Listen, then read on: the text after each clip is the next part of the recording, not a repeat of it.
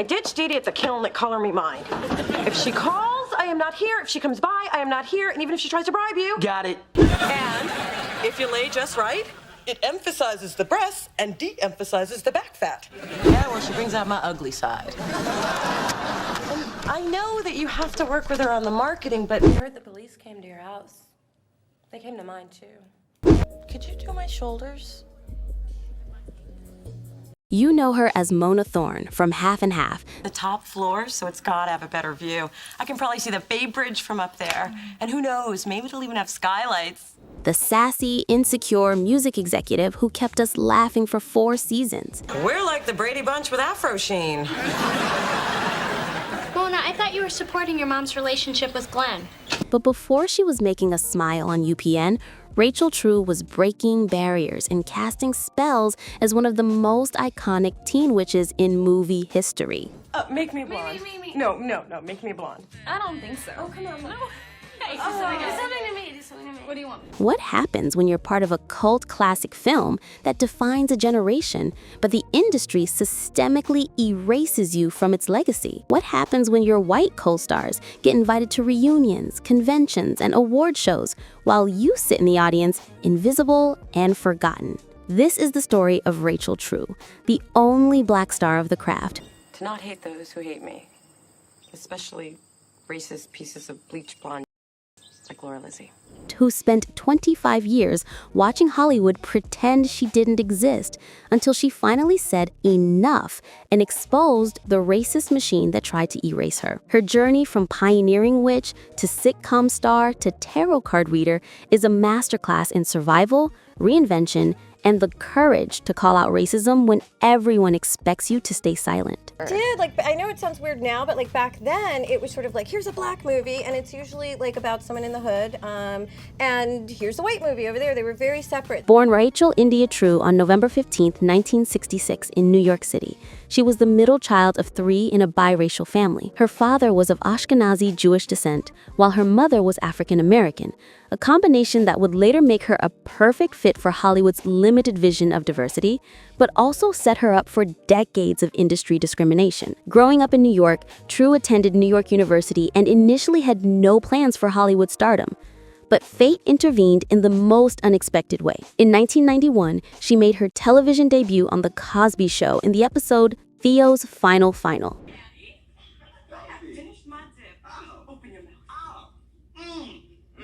It was a small role, but it opened doors that would soon lead her to Los Angeles and the role that would define her career, even as the industry tried to forget she was ever part of it. After moving to LA in 1993, True appeared in Chris Rock's comedy CB4, playing his character's girlfriend. Working a lot when I first got into town. I did CB4, Chris Rock movie, a bunch of TV stuff, and then all of a sudden I had a really slow period. The role was small, but it put her on the radar of casting directors looking for young, attractive, biracial actresses who could add a touch of diversity without threatening white audiences. But True wasn't content being a token. When the script for The Craft started making rounds in Hollywood, she knew she had to be part of it, even though she wasn't supposed to be. The Craft script shows up on my door, and when I got it, I was like, you know what? If anyone is going to be a little brown witch in this town, it's me. Here's where the story gets incredible. Rachel True wasn't supposed to be in The Craft. I had to fight to read it, she recalls. My agents at the time were like, "You're probably too old." So I called my agents and I said, would you get me in on this? And they were like, no, you're too old. And I was like, yeah, no, I'm not. But age wasn't the real issue. The role of Rochelle Zimmerman was written for a white actress. In 1996, Hollywood wasn't interested in making teen witch movies more diverse. True relied on what she calls smoke and mirrors to get into the audition room. She knew this was her moment, and she wasn't going to let industry prejudice stop her from seizing it. When she landed the role, everything changed. Not just for her, but for the character. Originally, Rochelle was supposed to struggle with bulimia, but when True was cast, director Andrew Fleming completely rewrote the storyline to address racism instead. Was my original audition. Then they turned it to racism. And I remember thinking, this is my young brain, not my adult brain, thinking, do they see blackness? The change was brilliant and personal.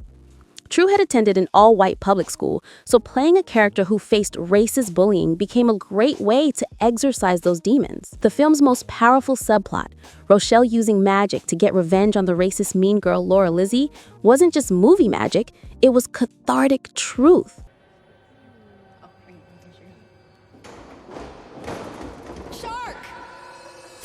But even landing this groundbreaking role came with immediate industry politics that would foreshadow decades of discrimination. True's own team, the people supposed to be advocating for her, immediately began working against her. I had literally been told by my team to stay away from Fairuza. She'll get away with stuff and you will get fired for it, she recalls. I've literally been told by my team, stay away from her. She'll get away with stuff and you will get fired. Like, I was literally told, you're black. Don't say you mummy like the white girls. That's literally what I was told. Literally told, you're black. Don't say you mommy like the white girls. That's literally what I was told. The message was clear. As the only black actress on set, she had to be twice as careful, twice as professional, and accept treatment that her white co-stars would never tolerate. Even from day one, she was being conditioned to accept less. When The Craft hit theaters in 1996, it became an instant cult classic. The film about 4 teenage witches struck a chord with audiences hungry for stories about female empowerment and outsider revenge. But even as the movie became a phenomenon, True began noticing a disturbing pattern. When I did The Craft, I was excluded from a fair amount of publicity. Now, that just wouldn't happen today with 4 leads in a movie. What do you think will happen to Laura? I don't know. If she leaves you alone, nothing will happen to her. Nothing good. The exclusion started immediately. During the original press tour, True found herself systematically left out of major promotional opportunities. While her white co-stars Neve Campbell, Fairuza Balk, and Robin Tunney were treated as an inseparable trio, she was treated as an afterthought. The most painful moment came at the MTV Movie Awards. I remembered the feeling of watching the other 3 girls present that year at the MTV Movie Awards while I sat in the audience, despite having 2 movies coming out, she later revealed. MTV Movie Awards that year, that even though I had 2 movies coming out, the other 3 girls in the movie got to present while I sat in the audience. The image is heartbreaking. The 4th member of the coven sitting alone in the audience while her sisters took the stage without her. But the industry exclusion wasn't just about her feelings. It had real financial consequences. Being left out of these events didn't just hurt egos, it had a direct effect on POC actors' pocketbooks and public profiles, and level of celebrity, True explained. While her co-stars built their fame through high-profile appearances, she was systematically denied the same opportunities. This wasn't an accident. This was Hollywood's racist playbook in action. After The Craft, True continued working steadily, appearing in Greg Araki's Nowhere and Dave Chappelle's Half-Baked. Her role as Mary Jane in Half-Baked showed her comedic chops. This is the last of it right here. I just want you to see me get rid of it. But it was clear that Hollywood saw her in very specific, limited ways. Then came the role that would give her the stability and recognition that The Craft fame had promised, but never delivered. In 2002, True landed the starring role of Mona Thorne on UPN's Half and Half alongside Essence Atkins. No interrogation, no humiliating anecdotes about my childhood, no request for grandbabies. The sitcom about estranged half-sisters finding each other as adults was exactly what True needed.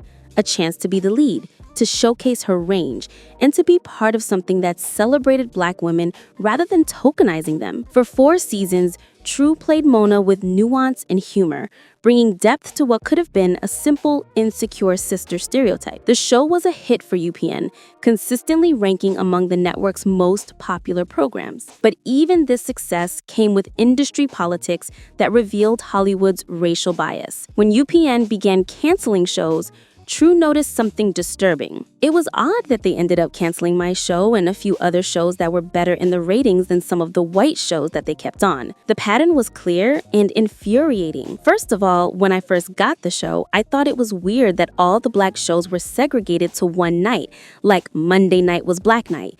And you have a whole row of Black shows and the rest of Tuesday through Friday were non-Black shows. UPN's strategy was segregation disguised as programming, and when it came time to make cuts, the Black shows went first, regardless of ratings. But the financial betrayal ran even deeper. Years later, True would discover that while some of her castmates had negotiated proper residual deals, she had unknowingly signed a contract that guaranteed her almost nothing from syndication. "What I wanted were residuals," she revealed on social media. "I didn't know I was signing a contract that didn't guarantee a satisfactory income from the sitcom being syndicated and that I received very, very little a year. Some of my castmates and their agents negotiated better residual deals. Know what you're signing. Artists won't make that mistake again." The revelation was devastating. While Half and Half continued to air on various networks, generating millions in revenue, True received pennies. It was another example of how Black actors are systematically underpaid and undervalued, even when they're the stars of successful shows. Mention the three girls and then skip down the call sheet. I think this is how Black actors get underpaid. After Half and Half ended in 2006, True found herself in the familiar position of fighting for roles in an industry that seemed determined to forget her. She appeared in smaller films and TV shows, but the big opportunities remained elusive. By 2017, she was working as a tarot card reader in Echo Park, a far cry from Hollywood stardom, but a role that would become deeply meaningful to her spiritual and creative journey. How about I just study something, throw myself into something I'm interested in? So I really delved into studying hardcore tarot. True's interest in the occult wasn't just for show. She'd been drawn to tarot since her teenage years, studying hardcore tarot and learning how to utilize it for practical everyday life. In fact, she credits her spiritual practice with helping her land the craft role in the first place. Chris already told everybody. You told everybody what? That you guys did it. The year before I read for the craft, the movie had been slow, so I really delved deep into esoteric studies and learning tarot. When the script came up, I definitely put a lot of mental energy into it, trying to manifest that part for myself. The universe seemed to respond. After her screen test, she found a huge basket from the studio on my doorstep with tarot cards and different witch-themed stuff. I was like, whoa, that's a good sign, right? Then the power in my apartment went off. It was off all night. I remember going, oh my God, my power's off in the universe. Even during filming, supernatural incidents seemed to follow the production. We were shooting the beach scenes like this white owl kept showing up in different locations. And then when we did the summoning, I think I finished summoning my water corner and the ocean came up and washed away the whole set. So I was like, I'm really powerful. I finished summoning my water corner and then the ocean came up and washed away the whole set. So I was like, I'm really powerful now. Whether you believe in magic or not, True spiritual practices have clearly served her well. At 58, she looks virtually unchanged from her 1990s heyday, and she credits her lifestyle choices for her ageless appearance. Her beauty secrets aren't supernatural. They're disciplined. Almost no alcohol, some sort of exercise, no meat, lots of lemon plus a lot of H2O, no hard drug use plus maple syrup, not white sugar, veggies, know your angles and lighting, she revealed on social media. The regimen is strict but effective. She gave up dairy and weed and all these foods that I love because I saw the effect that they had on my body. If I take care of my body, I don't have to look 107. True's transformation from Hollywood actress to spiritual practitioner reflects a deeper journey toward authenticity and self-care. In an industry that chewed her up and spat her out, she found peace in practices that centered her own well-being rather than external validation. But True's story was far from over.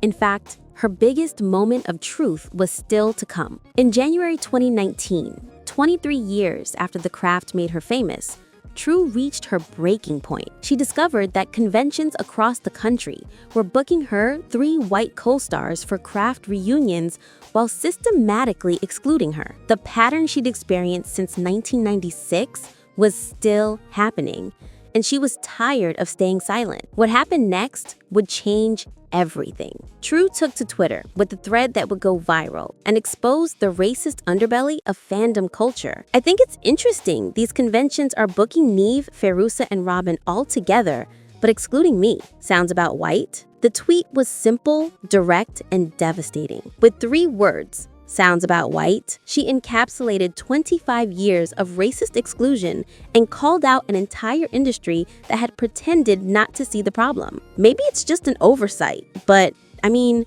it's a film about 4 girls, not every. The math was simple, but the racism was complex and deeply entrenched. True didn't stop there. She revealed the full scope of the discrimination, kind of like the press junkets back in the day for the film, she wrote, connecting current exclusion to decades of systemic racism. The response was swift and polarizing. Fans were outraged on her behalf, but the conventions doubled down. One organizer sent a screenshot that read, "We're gonna pass on Rachel," essentially proving her point about the racism while claiming it was because she spoke out. The irony was perfect and damning. They excluded her for being black, then excluded her for calling out racism. But True had allies where it mattered most. Fairuza Balk, who had tipped her off about the conventions in the first place, publicly supported her. By the way, the lovely Fairuza Balk tipped me off to this all because she's cool AF, True wrote, showing there was no bad blood between the cast members. The viral thread worked.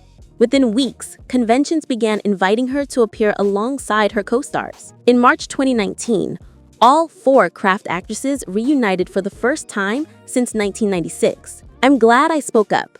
Hopefully it opens the door for other people so that when I go to the conventions, it's not just me and maybe one other black person. Her courage to speak out had created change, but it also revealed the exhausting reality of being a black actress in Hollywood. A Hollywood lifetime of sucking up racist aggressions, micro and macro, while white actors insisted right up until Trump took office that racism was over, takes a toll.